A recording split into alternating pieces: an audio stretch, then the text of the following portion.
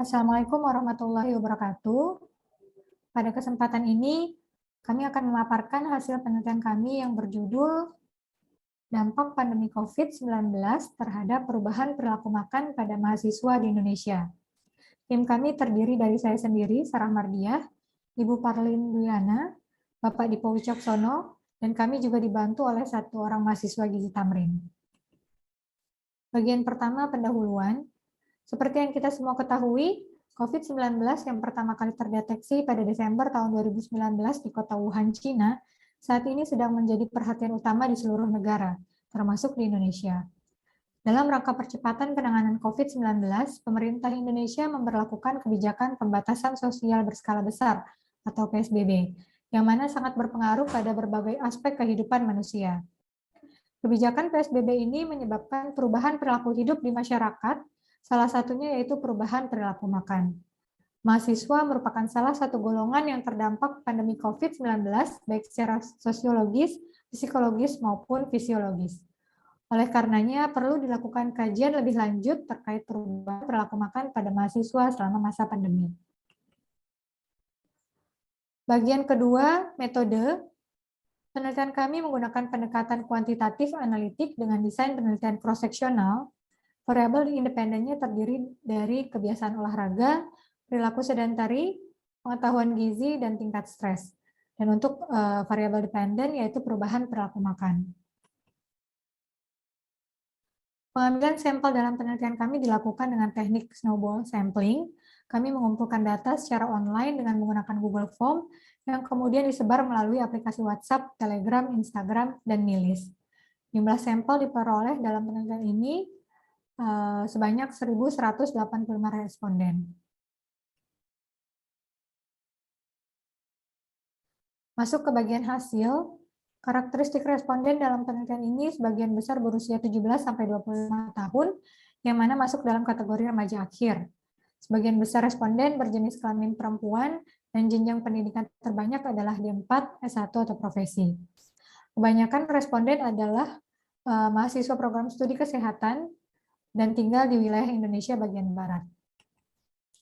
Untuk hasil univariat perubahan perilaku makan, dapat terlihat di sini sebagian besar responden atau 52,3% mengalami peningkatan frekuensi masak di rumah, 47,1% mengalami peningkatan konsumsi cemilan, dan 52,9% mengalami peningkatan konsumsi sayur. Responden juga mengalami penurunan konsumsi fast food dan penurunan kebiasaan membeli makan di luar rumah secara langsung, masing-masing sebesar 41,4% dan 41,6%.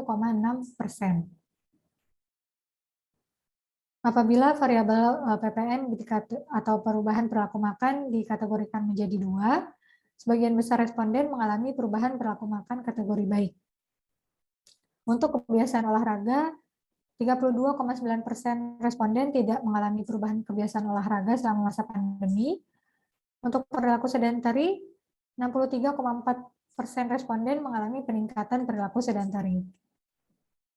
Untuk pengetahuan gizi, 51,2% responden memiliki pengetahuan gizi kategori cukup, dan untuk tingkat stres, 77,1% responden mengalami stres kategori sedang.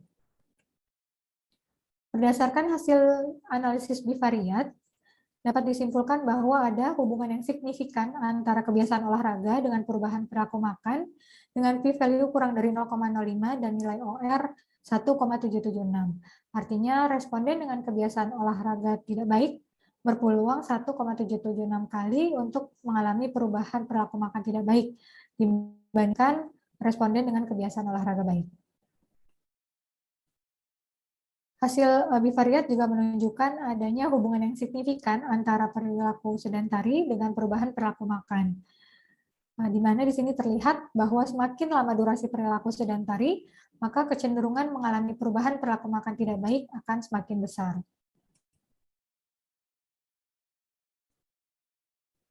Didapatkan juga hubungan yang signifikan antara pengetahuan gizi dengan perubahan perilaku makan.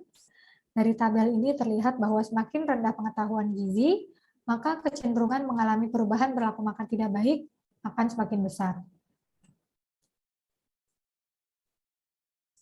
Dan yang terakhir, hasil penelitian ini juga menunjukkan hubungan yang signifikan antara tingkat stres dengan perubahan perilaku makan, di mana terlihat bahwa semakin berat tingkat stres, maka kecenderungan mengalami perubahan perilaku makan tidak baik akan semakin besar.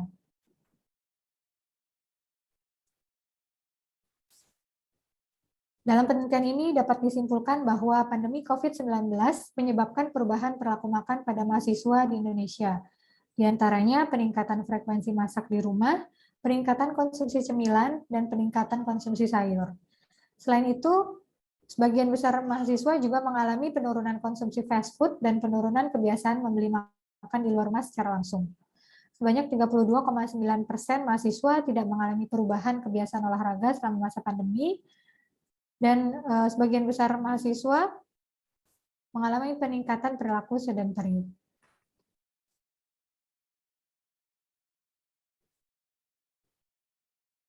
Sebanyak 51,2% mahasiswa memiliki pengetahuan gizi kategori cukup, dan sebagian besar mahasiswa mengalami stres tingkat sedang selama masa pandemi.